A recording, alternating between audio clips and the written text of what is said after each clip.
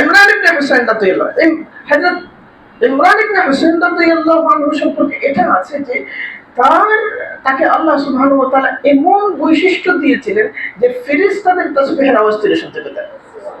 ইমরান ইবনে হুসাইন রাদিয়াল্লাহু নবী আলাইহিস সালামের অত্যন্ত মাহবুব সাহাবাদের মধ্যে তিনি একজন ছিলেন।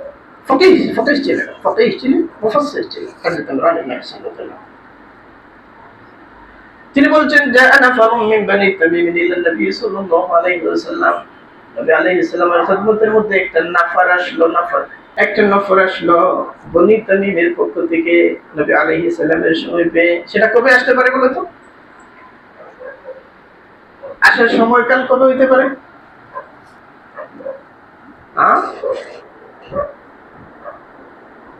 কবে হইতে পারে? নবম হিজরি। এই নবম হিজরিতে নবীজির খেদমতে ঝাঁকে ঝাঁকে আরবের বিভিন্ন গোত্রের লোকেরা হাজির হয়েছে। বিভিন্ন গোত্রের লোকেরা। এটা নবম হিজরির ঘটনা। কোন মাসে হইতে পারে? মুহররম থেকে রবিউল আউয়ালের মধ্যবর্তী কোন এক সময় এটা ঘটেছে। বনু তামিম নবী আলাইহিস সালামের খেদমতে এসেছে। বনু তামিম হলো একটা আদনানি আরব কবিলা। আদনানি আরব কবিলার মানে কি? আরবদের একটা অংশ ছিল আদনানি, আরেকটা অংশ ছিল কাহতানি। আদনানি আরব কারা? আদনানি আরবরা হলো ইসমাইলি আরব। আদনানি আরব হইল ইসমাইলি আরব, হযরত ইসমাইল আলাইহিস সালামের বংশধর। নবী আলাইহিস সালামের যে নসবনামা, এই নসবনামার তিনটা স্তর, তিনটা না চারটা স্তর। এক নম্বর স্তর হচ্ছে ইয়াকিনি, এক নম্বর স্তর হচ্ছে, দুই নম্বর স্তর হচ্ছে ইহতিমালি, দুই নম্বর স্তর হচ্ছে, তিন নম্বর স্তর হচ্ছে লা নুসাদ্দিকুহু ওয়া লা নুকাযযিবুহু। এই যে ইয়াকিনি স্তর কোনটা রে?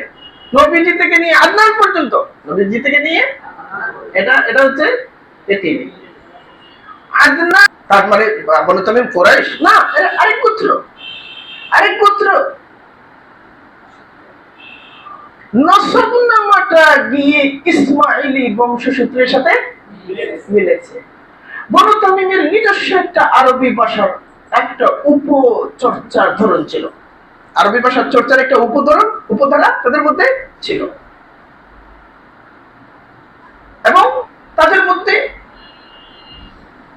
ফাসাহাত বালাগাতের মাত্রা ছিল অনেক বেশি, বীরত্ব ছিল অনেক বেশি, আর কবিলার সদস্য সংখ্যাও ছিল অনেক বেশি। ফাসাহাতও আছে, বীরত্ব, সুজাআতও আছে। ফাসাহাতও আছে, সুজাআতও আছে, এবং কাসরাতও আছে। তাহলে কি হবে? হেদায়েত, এর মধ্যে যদি হেদায়েত না থাকে তাহলে কি হবে জানো? তাহলে তাকাব্বুরি হবে। মুস্তাকবিরিন হবে। তারা কি হবে? মুস্তাকবিরিন হবে। বনু তামিমের মধ্যে এই জিনিসটা ছিল। নবীজির দরবারে এসে তারা কি করলো? জাআ নাফারুম মিন বানি তামিম ইলা নবী সাল্লাল্লাহু আলাইহি ওয়াসাল্লাম। নবীজির খিদমতে তারা এসেছে। ফাকালা ইয়া বানি তামিম, নবী আলাইহিস সালাম বললেন, হে বনি তামিম, আবশিরু, তোমরা সুসংবাদ গ্রহণ করো।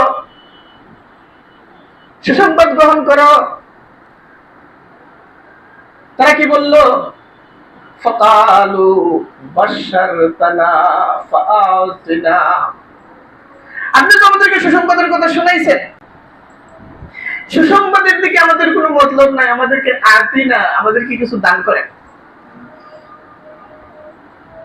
গনিমত থেকে কিছু দান করেন, অথবা কিছু উট দান করেন, ছাগল দান করেন। ফাআতিনা কিছু একটা চাইছে। তারা কি চাইছে? মাল চাইছে, মাল, দুনিয়াবি কোনো কিছু চাইছে।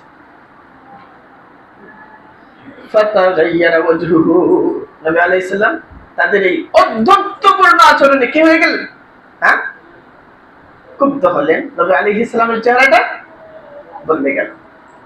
নবী আলাইহিস সালাম কিছুক্ষণ পরে বনু তামিম এখনো যায় নাই। এখনো মদিনায় রয়ে গেছে। নবীজির থেকে একটু বিদায় নিয়েছে, শুধুমাত্র বিদায় নিয়েছে। ফাজাআহু আহলুল ইয়ামানি, ইয়ামানবাসী আসলো, আহলে ইয়ামানরা আসলো। আহলে ইয়ামান বলতে অনেক গোত্র, ইয়ামানের মধ্যে অনেক গোত্র রয়েছে। এখানে সুনির্দিষ্টভাবে কোন গোত্র এসেছিল? আশআরিয়ুন, হুমুল আশআরিয়ুন। যারা এসেছিল তারা হলো আশআরি গোত্রের। আশআরিরা হলো হিময়ারি, আশআরিরা ইয়ামানি এবং হিময়ারি। তাদের পূর্বপুরুষরা হলো আহলুস সাবা, যে সাবাদের বিবরণ কোরআনের মধ্যে আচ্ছা, তোমরা সামনের কিতাবের মধ্যে মানাকিবের মধ্যে একটা বাব পাবা। ইমাম বুখারী রাহিমাহুল্লাহ তাআলা বাব কায়েম করেছেন, বাবু মা জাআ ফি মানাকিবি আহলিল ইয়ামান। আহলে ইয়ামানের মানাকিবের মধ্যে যে সমস্ত আহাদিস এসেছে এগুলো নিয়ে স্বতন্ত্র বাব কায়েম করেছেন ইমাম বুখারী রাহিমাহুল্লাহ তাআলা। তাদের দিল নরম, আবার ইমানের জন্য মজবুত। দিল নরম আবার ইমানের জন্য মজবুত।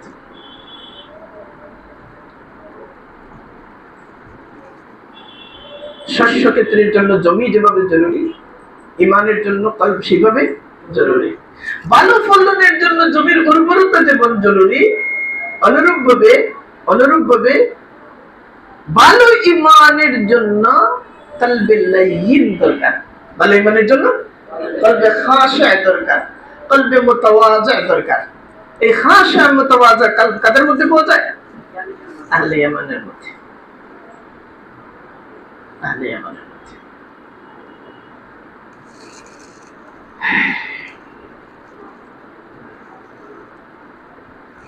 এখন নবী আলাইহিস সালাম বললেন, আবশিরু ইয়া বনি তামিম, বনু তামিম তোমরা সুসংবাদ গ্রহণ করো। বনু তামিম বলছে বাশশার তালা ফাতিনা, কে বলছেন? যিনি বলছেন তিনি একজন সাহাবী, হযরত আকরা ইবনে হাবিস রাদিয়াল্লাহু আনহু। হযরত আকরা ইবনে হাবিস রাদিয়াল্লাহু আনহু বনু তামিম বহু বড় বড় মনীষীদেরকে উপহার দিয়েছে। হ্যাঁ, আশআরিরাও বহু বড় বড় মনীষী উপহার দিয়েছে। হযরত আবু মুসা আশআরি, হযরত আবুল হাসান আশআরি বহু বড় বড় মনীষীদেরকে উপহার দিয়েছে। বনু তামিমও বহু বড় বড় মনীষীদেরকে উপহার দিয়েছে। বনু তামিম গোত্রের সরদার ছিলেন হযরত আকরা ইবনে হাবিস রাদিয়াল্লাহু আনহু। আকরা ইবনে হাবিস রাদিয়াল্লাহু আনহু নবীজির দরবারে এসে এই যে জবাব দিলেন, এই জবাবের মধ্যে আদব ছিল না সূরা আদব? কথা বলে না সূরা আদব ছিল। তাই আকরা ইবনে হাবিস রাদিয়াল্লাহু আনহু বনু তামিমের সরদার, আবার সাহাবী, জলিলুল কদর সাহাবী। আবার riwayat-এর মধ্যে কি পাওয়া যাচ্ছে? সূরা আদব পাওয়া যাচ্ছে। এখন কি করবে? পরের riwayat-এর মধ্যে আসবে এই কথাটা হযরত আকরা ইবনে হাবিস রাদিয়াল্লাহু আনহু বলেছেন মাররাতাইন। কয়বার বলেছেন? দুইবার বলেছেন। তখনও তালিম পান নাই। তখনও কি পান নাই? তালিম। আকসারুহুম লা ইয়াকিলুন ইন্নাল্লাযীনা ইউনাদুনাকা মিন ওয়ারাইল হুজুরাত। ওই যে ওয়ারায়ে হুজুরাত থেকে এসে নবীজিকে ডাকতেছিল। নবীজি ঘরে আছেন, নবীজি না, ইয়া মুহাম্মদ, নবীজিকে নাম ধরে ডাকতেছে। আল্লাহ বলতেছেন এরা তো নির্বোধ, এখনো তাদের আকল ওই স্তর পর্যন্ত বুদ্ধি শুদ্ধি আসে নাই, এখন পর্যন্ত দিনের তালিম পায় নাই, তারবিয়ত পর্যন্ত আসে নাই। তারবিয়তটা কি আল্লাহ তাআলা শিখাচ্ছেন? ওয়ালাউ আন্নাহুম সাবারু, যদি তারা হাত্তা তাখরুজা ইলাইহিম, যতক্ষণ পর্যন্ত নবীজি নিজের বিশ্রাম থেকে অবসর নিয়ে তাদের পর্যন্ত না পৌঁছান, তাহলে কি হইতো? লাকানা খায়রুল লাকুম, সেটা তাদের জন্য কি হইতো? উত্তম হইতো। তার মানে কি? আদবের অভাব, তখনও তালিম পান নাই। ফলে এই জিনিসটা করছে আল্লাহ তাআলা কি করে দিয়েছেন, মাফ করে দিয়েছেন, আদব শিখাইছেন। ফলে শিখন প্রক্রিয়ার মধ্যে যে আছে তার আদবের অনুপস্থিতি, শিখন প্রক্রিয়ার মধ্যে থাকা মানুষটার আদবের অনুপস্থিতি কিসের মুস্তাহিক? কিসের মুস্তাহিক? মাফের মুস্তাহিক। কিসের মুস্তাহিক?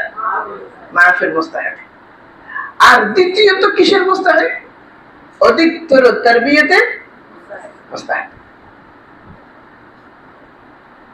এটাকে হযরত আকরা ইবনে হাবিস রাদিয়াল্লাহু আনহু বুঝতে বলে যাবে? বলে যাবে নাকি? বলে যাবে না, বলে যাবে না। কিন্তু এর ফলশ্রুতিতে তারা একটা জিনিস পান নাই। কি পান নাই? নবীজি যেটা তাদেরকে দিতে চাইছিলেন, নবীজি যেটা তাদেরকে কি দিতে চাইছিলেন? একটা ইলম। কি দিতে চাইছিলেন? একটা ইলম। ওই ইলম দানটাকে নবী আলাইহিস সালাম কি বলেছেন? আবশিরু। ওই ইলম দানকে কি বলেছেন? সুসংবাদ গ্রহণ করা।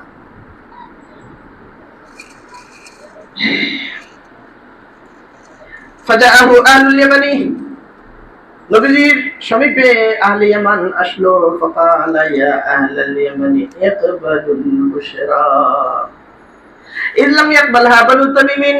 হে ইয়ামানবাসী, তোমরা সুসংবাদকে গ্রহণ করো। ওই সুসংবাদ, যে সুসংবাদকে কবুল করে নাই, কদর করে নাই কারা? বনু তামিম যে সুসংবাদকে কবুল করে নাই, কদর করে নাই। কালু কাবিল্লা, তখন আহলে ইয়ামান সম্মিলিতভাবে বলল, কালু, তারা তারা বলল, মানে তারা তারা একমত হয়েই বলল, কাবিল্লা ইয়া রাসূলুল্লাহ সাল্লাল্লাহু আলাইহি ওয়াসাল্লাম। তারা বলল, আপনি আমাদেরকে যা দিতে চান, যাই দিতে চান। কি দিতে চান তারা কি জানতে নাকি? আপনি আমাদেরকে যা দিতে চান আমরা কবুল করে নিলাম, আমরা গ্রহণ করে নিলাম। ফাখাতান নবী সাল্লাল্লাহু আলাইহি ওয়াসাল্লাম ইউহাদ্দিসু বাদআল খালকি ওয়াল আরশি। নবী আলাইহিস সালাম কি করলেন? নবী আলাইহিস সালাম তাদের সামনে বিবরণ দিলেন, তাদের সামনে বর্ণনা দিলেন। কিসের বর্ণনা? বাদআল খালকির বর্ণনা, বাদউল আরশির বর্ণনা। কিভাবে আল্লাহ সুবহানাহু ওয়া তাআলা সৃষ্টির সূচনা করেছেন, কিভাবে আল্লাহ সুবহানাহু ওয়া তাআলা আরশ তৈরি করেছেন ইত্যাদি বিবরণ দিলেন। ওই মজলিসের মধ্যে হযরত ইমরান ইবনে হুসাইন ছিলেন। ওই ইমরান ইবনে হুসাইন রাদিয়াল্লাহু আনহু না ছিলেন মিন আহলিল ইয়ামানি, না ছিলেন মিন বনি তামিমিন। তিনি বনি তামিমের সাথেও ছিলেন না, আহলে ইয়ামানের কাফেলার সাথেও তিনি আসেন নাই। বরং তিনি মুহাজির সাহাবাদের একজন। তিনি নবীজির মসজিদের মধ্যে অবস্থান করছেন, যে মসজিদের মধ্যে নবী আলাইহিস সালাম আগতদেরকে দ্বীনের তালিম শেখাচ্ছেন এবং তারবিয়ত শেখাচ্ছেন, সেখানে তিনি ছিলেন। এমত অবস্থায় ফাজাআ রাজুলুন, হঠাৎ করে একজন আগন্তুক আসলো। ফাকালা ইয়া ইমরান রাহিলাতুকা তাফাল্লাতাত। ও ইমরান, তোমার সওয়ারি যেটা, তোমার বাহন যেটা, সেটা বাঁধন ছিঁড়ে পালিয়ে গেছে। বাঁধন ছিঁড়ে অনেক দূরে চলে গেছে, বাঁধন খুলে সে অনেক দূরে হাত ছাড়া হয়ে গেছে। তখন হযরত ইমরান ইবনে হুসাইন রাদিয়াল্লাহু আনহু উঠে গেলেন, দাঁড়িয়ে গেলেন। তার উটকে কি করতে হবে? খুঁজে পেতে হবে। তিনি তো চলে গেলেন। চলে যাওয়ার পরে তার মধ্যে আফসোস, লাইতানি লাম আকুম, আরে যদি আমি মজলিস থেকে না উঠতাম, তাহলে নবীজি পরে যা বলছিলেন সেগুলো শুনতে পারতাম। কয়েকটা মাসআলা বের হয়, বলবো নাকি? তাহলে তো আগেই বলতে হবে। অনেকগুলো মাসাইল বের হয়। এক নাম্বার, আল্লাহু আকবার, হযরত ইমরান ইবনে হুসাইন রাদিয়াল্লাহু আনহু যে উঠে গেলেন, তিনি উঠে গেলেন জাগতিক প্রয়োজনে। জাগতিক প্রয়োজনে না? কে হারিয়ে গেছে? ওটা হারিয়ে গেছে। কি অর্জনে ছিলেন? কি অর্জনে ছিলেন? কার জবানে? যদি মজলিসটা হয় মসজিদে নববীর মজলিস, যদি ইলম দাতা হন স্বয়ং নবী পাক সাল্লাল্লাহু আলাইহি ওয়াসাল্লাম, সেখানেও তোমার নিত্য নৈমিত্তিক প্রয়োজন হুমকিতে ফেলতে হবে, এরকম কোন বাধ্যবাধকতা নাই। এরকম কোন বাধ্যবাধকতা নাই।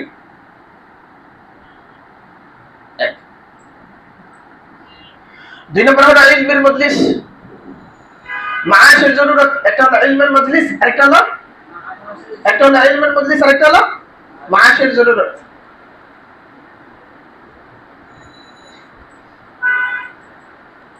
হযরত ইমরান ইবনে হুসাইন রাদিয়াল্লাহু আনহু চলে গেছেন কিসের জন্য? মাআশের জরুরতের জন্য, তাই না? মাআশের জরুরতের জন্য। তার জিন্দেগি মরুভূমির জিন্দেগি উটের উপর নির্ভরশীল না? এটা জায়েজ। কিভাবে সাবিত? হাদিসে তাকরীরের মাধ্যমে সাবিত। কিভাবে সাবিত? কিভাবে হাদিসে তাকরীর কইলা? নবী আলাইহিস সালাম তো ইমরান ইবনে হুসাইনকে বলেন নাই চলে যাও, বলেছেন? ইমরান ইবনে হুসাইন রাদিয়াল্লাহু আনহু চলে গেছেন, নবী আলাইহিস সালামের কোনো অসন্তোষ প্রকাশ পাইছে? বনু তামিমের আচরণে অসন্তোষ প্রকাশ পাইছে না? অসন্তোষ প্রকাশ পাইছে। সুয়ে আদব যেখানে অসন্তোষ জাহির হবে সেখানে কিভাবে সাবিত? হাদিসে ফেলি। সুয়ে আদব যেখানে অসন্তোষ জাহির হবে সেখানে কিভাবে সাবিত হইল? হাদিসে ফেলির মাধ্যমে। কিভাবে সাবিত হইল? হাদিসে ফেলির মাধ্যমে। কারণ নবী আলাইহিস সালাম কি করেছেন? হ্যাঁ, নবী আলাইহিস সালাম তাদের আচরণে এবং হেদায়েতের প্রতি তাদের সাড়া দেওয়ার মাত্রা কম হওয়ার কারণে নবী আলাইহিস সালাম অসন্তুষ্ট হয়েছেন। ফাতাগাইয়ারা ওয়াজহুহু সাল্লাল্লাহু আলাইহি ওয়াসাল্লাম। নবী আলাইহিস সালাম চেহারা বদলে গেছে। এর মানে অসন্তোষ, চেহারা বদলে গেল মানে অসন্তোষের জোর হয়েছে। কিন্তু ইমরান ইবনে হুসাইন তো মজলিস ছেড়ে চলে গেছেন, সেখানে তো অসন্তোষের জোর হইতে পারত, বুঝে না? মজলিস ছেড়ে তিনি চলে গেছেন। তাহলে এখানে কি হবে? এখানে কেন জোহর হইল না? এখানে দুই জরুরত একত্র হয়েছে। একটা হলো ইজদিয়াদ ইলমের জরুরত, একটা হলো ইজদিয়াদ ইলমের জরুরত, আরেকটা হলো হেফাজতে মাআশের জরুরত, আরেকটা হলো ইজদিয়াদ ইলম। এমন একটা মাসআলা, একটা জামাত, একটা অংশ এর জন্য কাফি, একটা অংশ এর জন্য কাফি। ফলে এটার জন্য যখন একটা জামাত আছে এমত অবস্থায় নিজের মাআশকে হুমকিতে ফেলা উচিত হবে না। হযরত ইমরান ইবনে হুসাইন রাদিয়াল্লাহু আনহু চলে গেছেন, নবী আলাইহিস সালাম একে বাধা দেন নাই। নবী আলাইহিস সালাম একে বাধা দেন নাই, এর মধ্য দিয়ে নবীজির চোখের সামনে একজন সাহাবীর আচরণ সংঘটিত হয়েছে। নবী আলাইহিস সালামের সুকুত পাওয়া যাচ্ছে, হাদিসের তাকরীর পাওয়া যাচ্ছে। কি পাওয়া গেল? হাদিসের তাকরীর পাওয়া গেল। দুই, বনু তামিম বলেছিল যে না, আমরা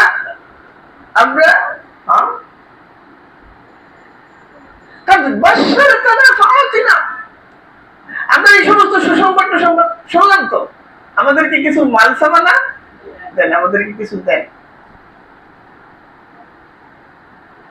বনু তামিম মাল চাইল, নবীজির কাছ থেকে পাইল অসন্তোষ। ইমরান ইবনে হুসাইন রাদিয়াল্লাহু আনহু মালের সুরক্ষার জন্য গেলেন, নবীজির তরফে পাইলেন স্বীকৃতি। বনু তামিম মাল চাইল নবীজির পক্ষ থেকে, ফাতালাইয়া ওয়াজহুহু সাল্লাল্লাহু আলাইহি ওয়াসাল্লাম, নবীজির পক্ষ থেকে অসন্তোষ। ইমরান ইবনে হুসাইন রাদিয়াল্লাহু আনহু মজলিস ছেড়ে নবীজির পক্ষ থেকে স্বীকৃতি। এক জিনিসেরই তলব, নতিজা দুই। কেন দুই? নতিজা দুই। হযরত ইমরান ইবনে হুসাইন রাদিয়াল্লাহু আনহুর তাসলিম ছিল, ইমরান ইবনে হুসাইন রাদিয়াল্লাহু আনহুর তাসলিম ছিল এবং তলব ছিল। ইমরান ইবনে হুসাইন রাদিয়াল্লাহু আনহু তাসলিম ছিল এবং তলব ছিল। বনু তামিমের মধ্যে বেতলবি ছিল,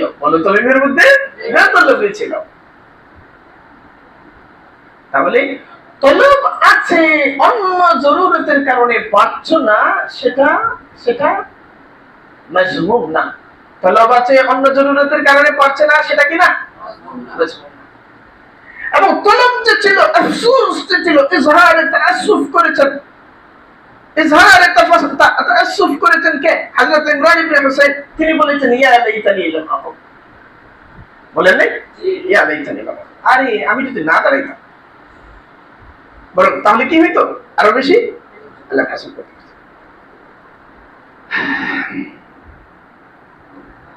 وبه قال حدثنا عمر بن حفص بن غياث حدثنا ابي حدثنا الاعمش حدثنا جابر بن شتات عن صفوان بن محرز انه حدثه عن عمران بن حسين رضي الله عنه قال دخلت على النبي صلى الله عليه وسلم وعقلت ناقتي بالباب। حضرت عمران بن حسين رضي الله عنه বলছেন دخلت على النبي صلى الله عليه وسلم, নবী আলাইহিস সালামের মজলিসে আমি হাজির হয়েছি। ওয়াকালতু নাকাতি বিল বাবি, আর দরজার সাথে বেঁধে রেখেছিলাম আমার উটনি বেঁধে রেখেছিলাম দরজার সাথে। ফাতাহু নাসুম মিন বনি তামিম, তারপরে নবীজির সমীপে একদল লোক আসলো। কোত্থেকে?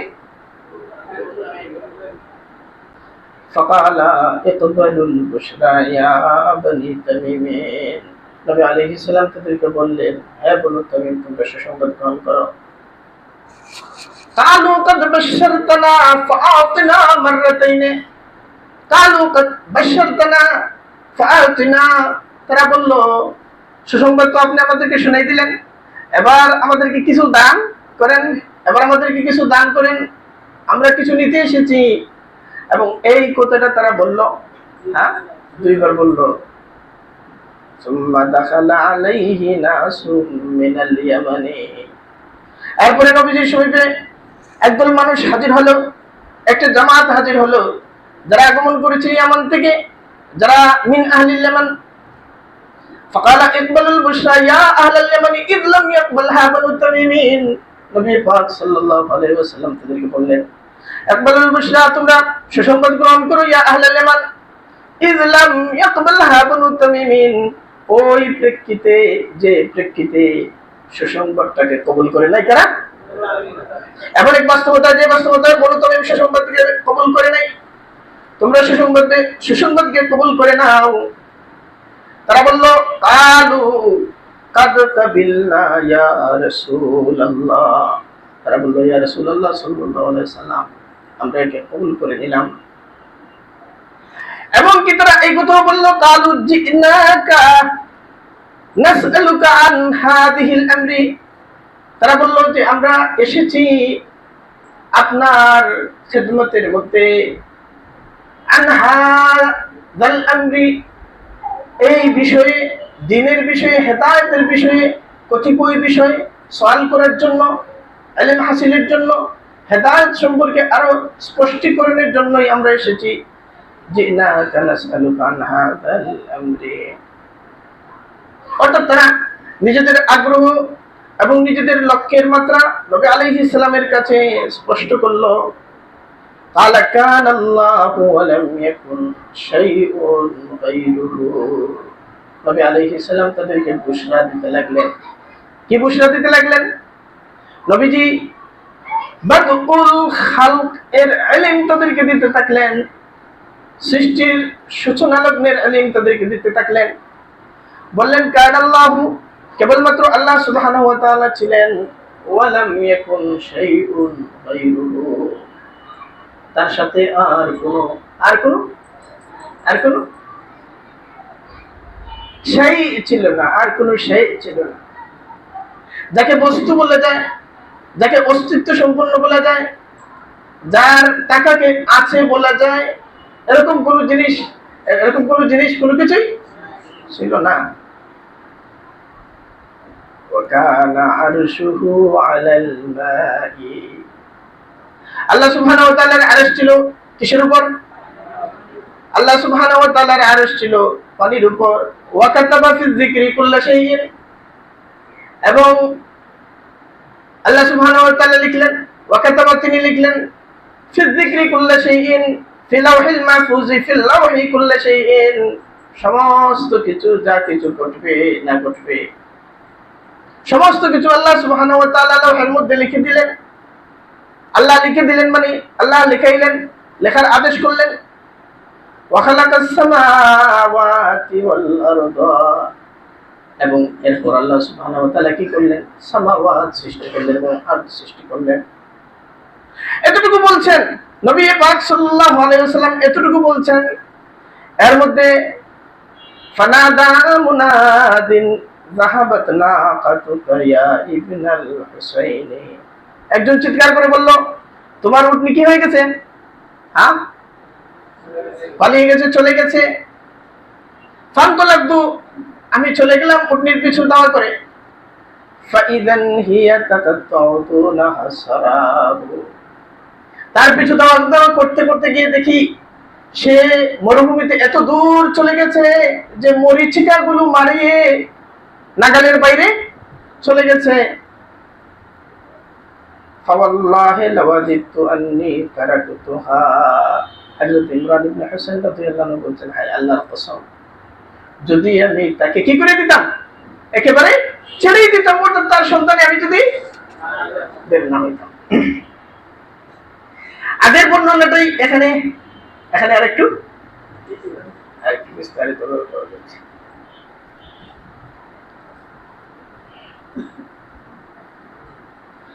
নবী পাক সাল্লাল্লাহু আলাইহি ওয়াসাল্লাম তাদেরকে কি ইলম দিয়েছিলেন? আগের riwayate এটা নাই। আগের riwayate এতটুকু আছে যে বাদউল খালক এবং বাদউ খালকিল আরশ। এখানে নবীজি বলছেন কি? নবীজি বলছেন কান আল্লাহু ওয়া লাম ইয়াকুন শাইউন গায়রুহু, যে আল্লাহ সুবহানাহু ওয়া তাআলা ছিলেন, অন্য কোনো বস্তু ছিল না।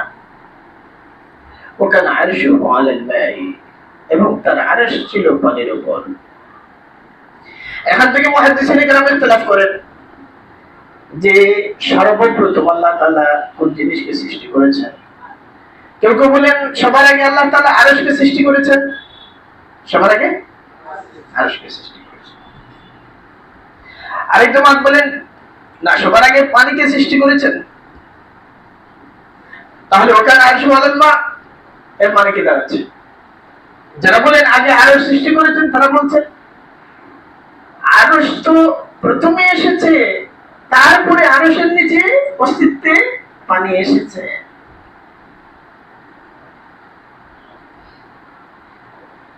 এবং আরশ এটা আল্লাহ সুবহানাহু ওয়া তাআলা সিফাত সমূহের সবচেয়ে নিকটবর্তী জুহুর, সবচেয়ে নিকটবর্তী প্রতিফলন। আচ্ছা, আরশ, ফলে এটা খুব স্বাভাবিক যে সবার আগে কে সৃষ্টি হবে? আরশ সৃষ্টি হবে, যেটা স্বাভাবিক। আবার যারা বলেন সবার আগে পানি সৃষ্টি হয়েছে, তারা বিভিন্ন ধরনের দলিলের স্তূপ হাজির করেন, বিভিন্ন ধরনের দলিল। এই সমস্ত দলিল কোরআনের মধ্যেও আছে, হাদিসের মধ্যেও আছে, যে সমস্ত সৃষ্টি মূলত কোত্থেকে? মিনাল মাই, পানি থেকে।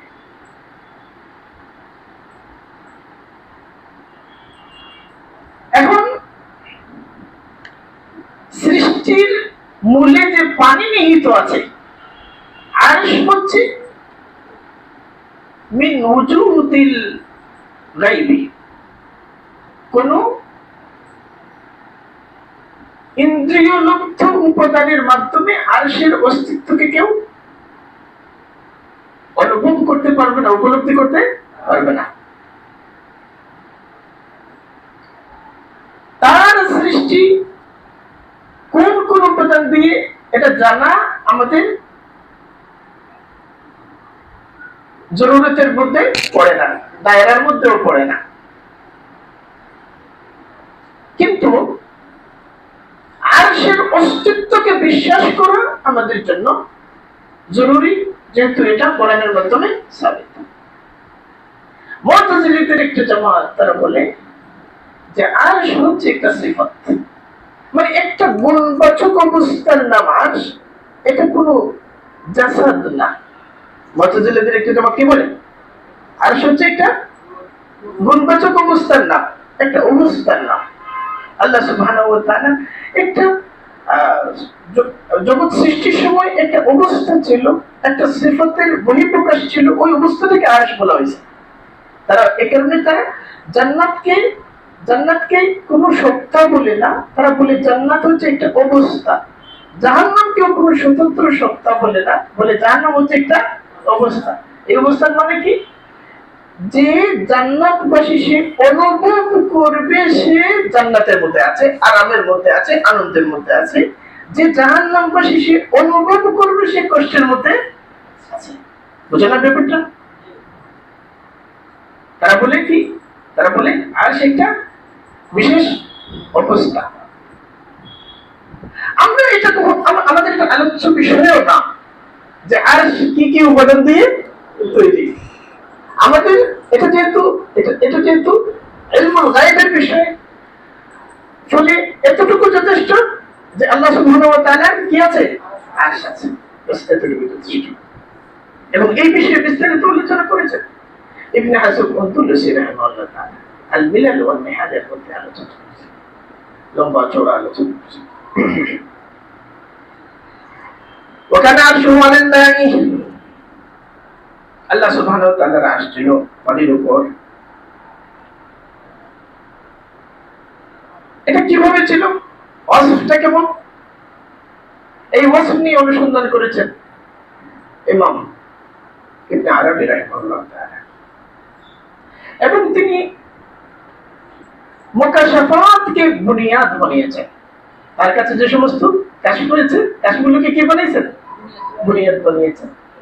এবং তার বিখ্যাত কিতাব আল ফুতুহাতুল মাক্কিয়্যাহ এর মধ্যে এই আরশের স্বরূপ, এই আরশটা পানির উপর কিভাবে ছিল ইত্যাদি বিষয় নিয়ে আলোচনা অবতারণা করেছেন। আমাদের আশআরী এবং মাতুরিদি আইম্মা যারা, তারা বলেন যেগুলো হচ্ছে রুমুজ এবং এগুলো হচ্ছে আসরার। যদি কারো কাছে ইলহাম হয়ে থাকে তাহলে ইলহামটা তার জন্য হয়তো দলিল হতে পারে। এটার ভিত্তিতে সাধারণের কাছে এটাকে ইলম হিসেবে উপস্থাপন করার জরুরত নাই।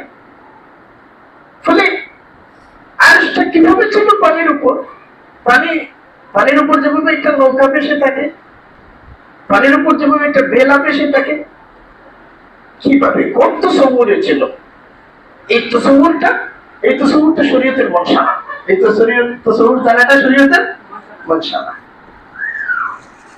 ওয়াকাতাবা বিযিকরি কুল্লি শাইইন, তারপরে আল্লাহ সুবহানাহু ওয়া তাআলা কি করলেন, লাউহে মাহফুজের মধ্যে সবকিছু লিখলেন মানে কলমের মাধ্যমে লিখলেন। একটা জামাত আছে তারা বলেন যে সর্বপ্রথম আল্লাহ তাআলা কলম সৃষ্টি করেছেন। তাহলে কয়টা মাযহাব বললাম, এক নাম্বার মা কলম, সর্বপ্রথম কলম সৃষ্টি করেছেন একটা জামাত।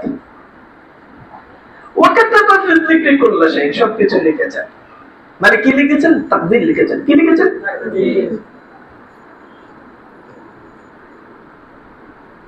তাকদীর যে লিখেছেন, যা কিছু ঘটছে ঘটবে সবকিছু অলঙ্ঘনীয় ভাবে সেখানে লিখে রেখেছেন, ওটা লিখে রেখেছেন বলেই ঘটবে, মাসআলাটা এরকম না। ফলে তাকদীরের মাসআলাটা হলো ইসলামের প্রথম ইখতিলাফের মাসআলা।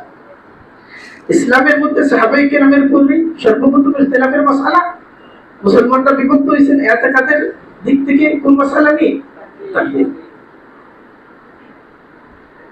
এখান থেকে আসলো জবর এবং কদর। সমস্ত কিছু ওয়াকাতাবা ফি যিকরি কুল্লি শাইইন এর অর্থ সন্ধানের মধ্যে গিয়ে জবরের মাসআলা আসলো এবং কদরের মাসআলা আসলো। একদল জবরিয়া হয়ে গেল, আরেকদল কদরিয়া হয়ে গেল।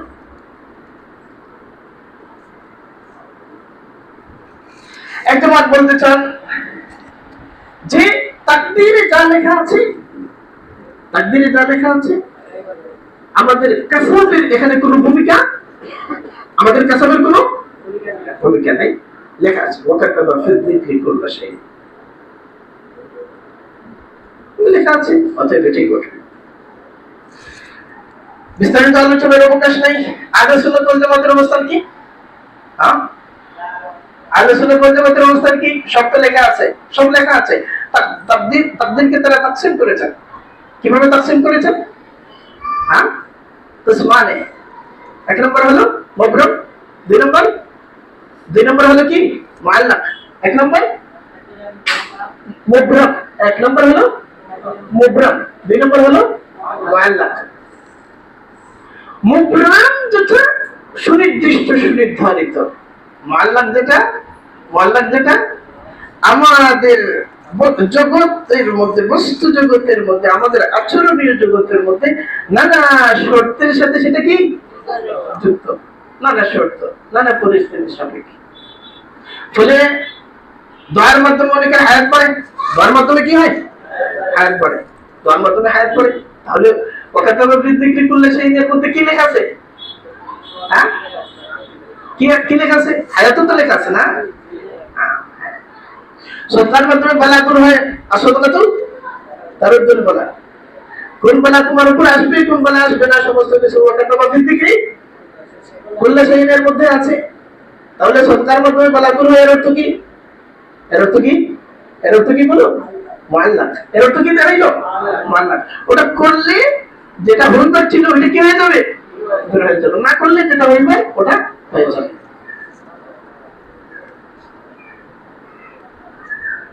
এখন তাকদীরে যদি ওয়াকাতাবা ফি যিকরি কুল্লা শাইইন এর মধ্যে এটাও আছে, তুমি জান্নাতি না? জান্নাত। আরে তাহলে এত কিছুর কি দরকার? আগেই তো লেখা আছে। হ্যাঁ, আগেই তো লেখা আছে। এই ঝামেলা দূর করবার জন্য আহলে সুন্নাত ওয়াল জামাতের আইম্মা আশআরিয়ুন এবং মাতুরিদিয়ুন তারা বলেন যে তাকদীরের সাথে মানুষের সম্পর্ক কয়েকটা স্তর আছে, কয়েকটা স্তর আছে।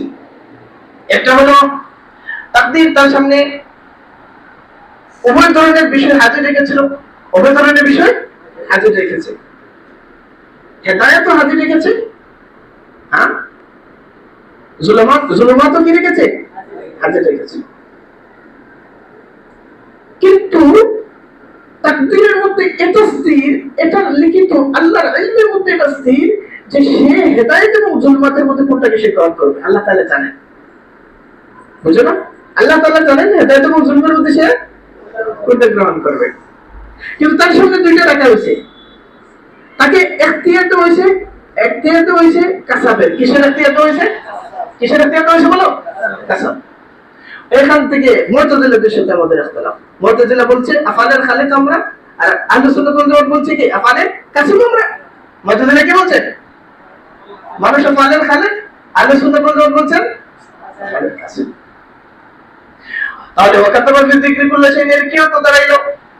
এর অর্থ দাঁড়াইলো যে তোমার সামনে দুই ধরনের ইখতিয়ার ছিল কি না? ছিল। তুমি কোনটা কসম করবা সেটাও আল্লাহ তাআলার ইলমের মধ্যে ছিল এবং সেটাও আল্লাহ তাআলা লিখে রেখেছেন, সেটাও আল্লাহ তাআলা লিখে রেখেছেন।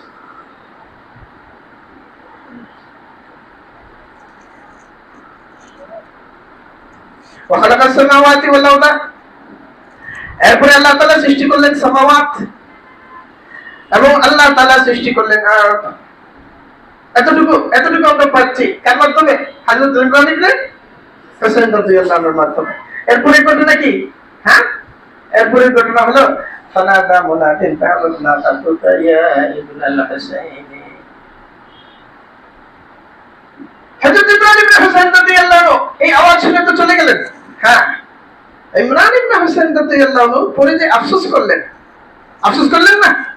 কি আফসোস করলেন? হ্যাঁ, লাওয়াদিতু আন্নী তারাকতুহা। আর আগের হাদিসের মধ্যে লাইতানি